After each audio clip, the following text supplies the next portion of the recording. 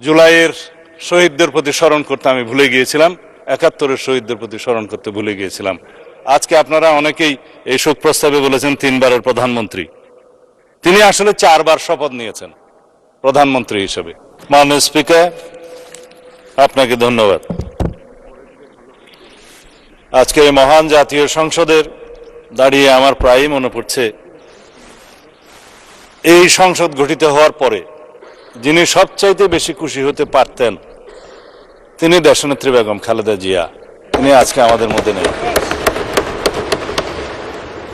দীর্ঘ ৪৫ বছরও বেশি আমি দেশনেত্রী বেগম খালেদা জিয়ার সহকর্মী হিসাবে, কখনো কর্মচারী হিসাবে, কখনো সংসদ সদস্য হিসাবে, কখনো মন্ত্রী হিসাবে, কখনো দলের নেতা হিসাবে তার ছায়াতলে ছিলাম, স্নেহের ছায়াতলে ছিলাম, নেতৃত্বে ছিলাম।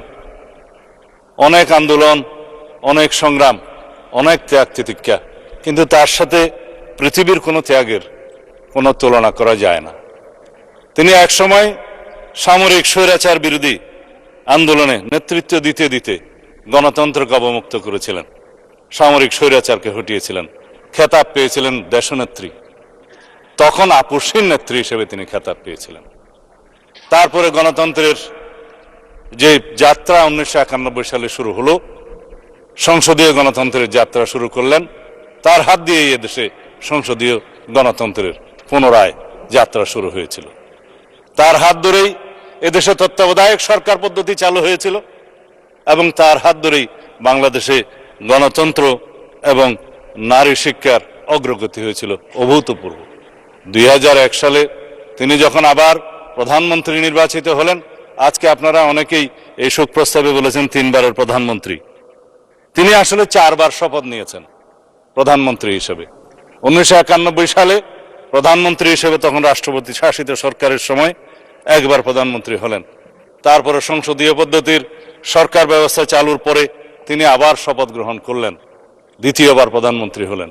তৃতীয়বার প্রধানমন্ত্রী হলেন ২০০১ সালে এবং চতুর্থবার ১৯৯৬ সালে ষষ্ঠ জাতীয় সংসদে তিনি প্রধানমন্ত্রী নির্বাচিত হলেন।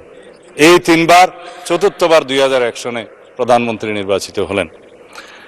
তিনি অপরাজিতা। বাংলাদেশের রাজনীতিতে এরকম আর কোনো নজির নাই, উপমহাদেশে আছে কিনা জানি না। যতবারই যত আসনেই তিনি নির্বাচন করেছেন ততবারই তত আসনে তিনি নির্বাচিত হয়েছেন। তিনি আপসহীন দেশনেত্রী হিসেবে খেতাব পেয়েছেন।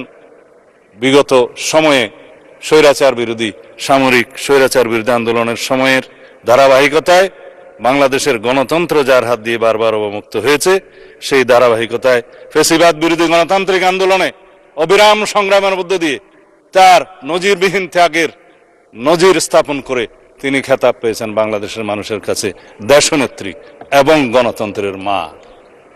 আজকে সেই গণতন্ত্রের মা আমাদের মধ্যে নেই। তিনি নেই, কিন্তু তিনি আছেন বাংলাদেশের প্রতিটি মানুষের অন্তরে।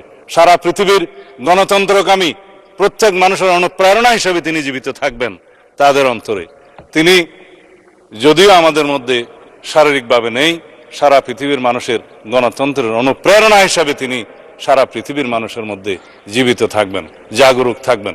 তিনি আমাদের অনুপ্রেরণা জুগিয়ে যাবেন। তার সেই নেতৃত্ব, গণতন্ত্রের জন্য অপরিসীম ত্যাগ এবং তার সংগ্রামের কাহিনী আজীবন বাংলাদেশের ইতিহাস যতদিন থাকবে ততদিন এদেশের মানুষ স্মরণ রাখবে এবং অনুপ্রাণিত হবে। আজকে দীর্ঘ আলাপ করার সময় নেই, কিন্তু তার জীবনী নিয়ে আলাপ করতে গেলে জাতীয় সংসদের অধিবেশন একটি কেন, প্রত্যেকটা অধিবেশনই যেন কম হয়ে যাবে। সুতরাং আমি আজকের এই মহান জাতীয় সংসদে, যেহেতু আমাদের দীর্ঘ ১৭ বছরের রক্তের উপর দাঁড়িয়ে, যেই গণতান্ত্রিক সংগ্রামের উপরে দাঁড়িয়ে শহীদের আকাঙ্ক্ষার ভিত্তিতে যে ভিত্তি নির্মাণ হয়েছে, তার ভিত্তিতে আমরা এই জাতীয় সংসদে দাঁড়িয়ে আছি, সেই জন্য আমি আজকে সময় বেশি নেব না। এই কামনা শুধু করতে পারি তিনি আমাদের গণতান্ত্রিক সংগ্রামে আজীবন অনুপ্রেরণা হয়ে থাকবেন।